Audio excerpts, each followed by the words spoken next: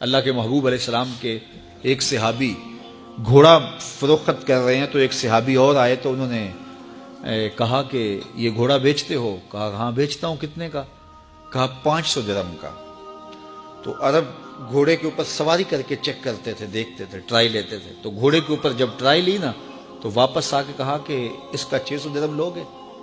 اس نے کہا میں تو 500 میں بیچنے آیا ہوں، تو تم 600 دیتے ہو تو بسم اللہ۔ تو پھر وہ کہنے لگے اچھا 700 لوگے؟ انہوں نے کہا کہ مجھے اور کیا چاہیے؟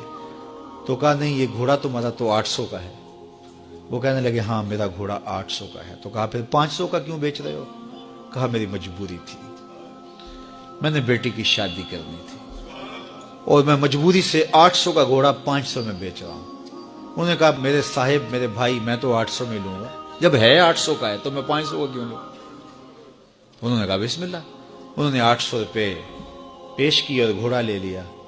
تو کہا کہ میری تو مجبوری تھی کہ میں نے بیٹی کی شادی کرنی تھی اور میں اس لیے گھوڑا 300 سستا بیچ رہا تھا، اور تم نے 800 کا لیا جب تمہیں 500 کا مل رہا تھا۔ کہا میری بھی مجبوری تھی۔ کہا تمہاری کیا مجبوری تھی؟ کہا میرے رسول کا فرمان میری مجبوری تھی۔ کہا کیا رسول اللہ کا فرمان ہے؟ کہا ہمارے رسول نے ہمیں سودا خریدنے کا حکم دیا ہے، کسی کی مجبوری خریدنے کا حکم نہیں دیا۔ آج تو کہتے ہیں جناب یہ 5 کروڑ کی پراپرٹی ہے، وہ تو مجبور ہے بیچارہ اس لیے 3 کروڑ کی بیچ رہا ہے۔ ہم کہتے ہیں بس ہاتھوں ہاتھ اٹھا لیں۔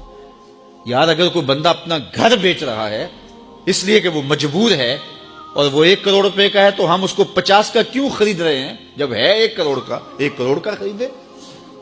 اور جو ساری زندگی لوگوں کی مجبوریاں خریدتے ہیں، فلاں پراپرٹی فلاں کی مجبوری سے خریدی، فلاں پراپرٹی فلاں کی مجبوری سے خریدی۔ کچھ لوگ اس طاق میں رہتے ہیں کوئی مجبور ہو تو اس سے خریدیں۔